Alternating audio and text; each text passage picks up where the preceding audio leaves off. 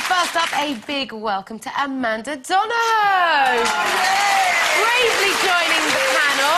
How are you feeling on your first day as a loose woman? Well, I'm a bit nervous, really. Yeah. It's one thing to be a guest on this show. It's quite another game to be a presenter. Yeah. So I'm very excited. I'm looking forward to it. I just hope I don't mess up too bad. You won't. You won't. Not at all. Now, And I hope my earpiece don't fall out. Oh, I was doing that. Denzel's always having that. So, as a loose woman, do you think you can drink like Carol McGiffin? Not anymore, I can't. Can you party like Denise Welsh? Not anymore, I can't. Oh, can you cook as good as Linda Bellingham? Better. Oh! Thrown it to the gauntlet, Linda. Absolutely. And of course, can you flirt like Colleen Nolan? Only Colleen can do that. Yes. Good, I'm glad you said no to that. We love it. We love it. What's that she's in then? Well, Yeah. welcome to the panel, Amanda. Thank you, I'm so It's our excited. pleasure to have you. Oh, bless. OK, kicking off today's discussion is the exciting news for couples that struggle to get a good night's sleep.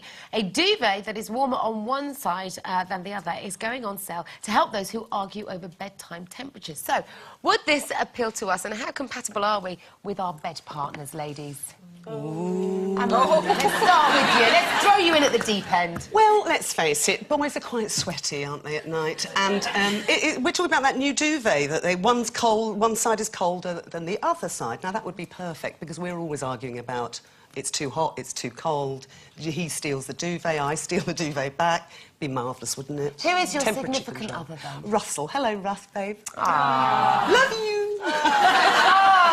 So it's you, then? That'll soon change, love. Yeah. While you're on this show. No, what are you talking about me for? Are you compatible bed partners? I beg your pardon.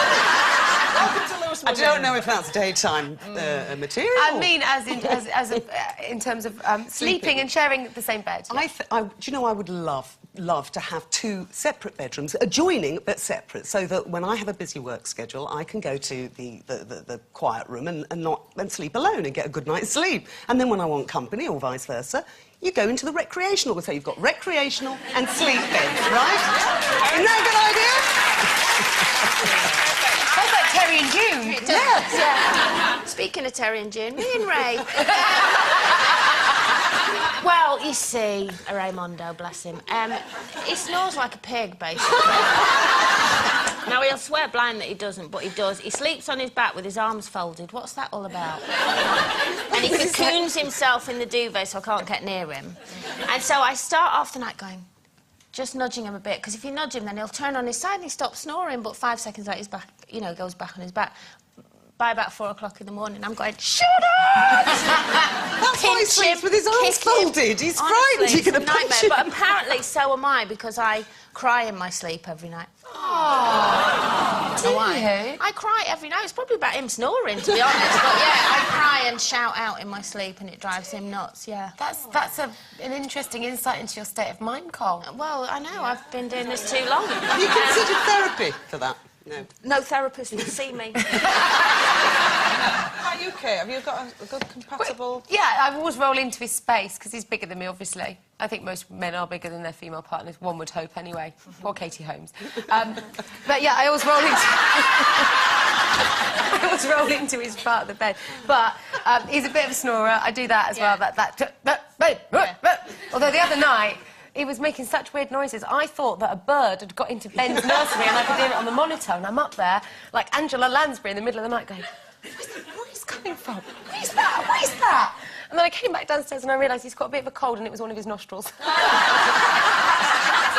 I'm in so much trouble for that. Now, my bed is that big, there's a bus stop halfway through. You know, it's just one of them big beds. I just like big beds, don't know why, because there wasn't anybody in it for such a long time. But my head is actually the perfect sleeping partner, because he can get into bed, go to sleep, doesn't snore, he goes to sleep with a smile on his face, of course, when I'm there.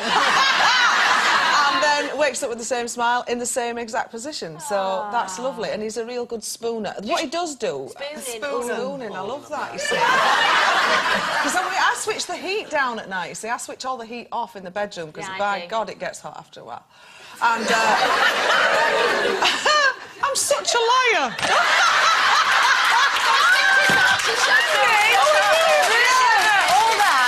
Give it all that. Yeah. That's what that means. It's not a wave. It's Yeah, I'm lying. spoon. No. Oh, no, spooning, no. No. I like a little cuddle when you get into bed for like 5 seconds. And then once I'm tired, my back's turned on him, it's like, stay away. Secret of your And he's the successful same, marriage. Yeah. Now, talking of sleep, according to new research, teenagers who sleep in aren't lazy. No, they're just not getting enough sunlight in the morning. Researchers believe a lack of melatonin makes teenagers go to bed later. This, in turn, makes them unlikely to rise early the next day. So, are we guilty of displaying teenage sleep patterns? Amanda? I just remember just longing for more sleep, and my parents going, "Get down, are you late for school? Come on!" And just being unable to move out of bed. I still have that now. Only one is because you have to get up and go to work, so you train yourself to have different hours than you would wish. But if you could, you'd rather just stay in bed. I'd love to be able to wake up naturally every morning without an alarm clock. It would be fantastic, but that is not possible. No. I'm actually quite good at getting up in the morning, to be honest with you, because you do get used to it once you have kids and all of that. I don't really like it, but once I'm up, I'm fine. But I do have 3 teenagers at home. Shane, Jake and Ray. And Ray being the worst one, yes. He's one of these that insists that he does need 12 hours sleep every night, yes. And I go, no, you're not 17, love, you're 51. It's nothing to do with sunlight, but it's that muso mentality, It's the musician, because Ed's the same. He'd rather... He just doesn't want to get up on a morning, you know, which is obviously because the musicians stop at you. And, anyway, it's... I think also... Stop, don't go there.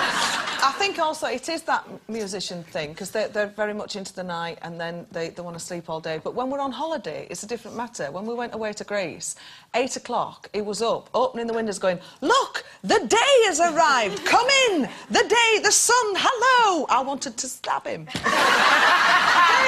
I did. I said, "Got back to bed now. We're on holiday." Pull the shutters. Yeah. Right, now, I'm normally very good in the mornings, but this morning at 5:30, my son was crawling over a magazine that I'd left out, and there was a photograph of Carol in it, Carol McGiffin. And he went, "Mummy!"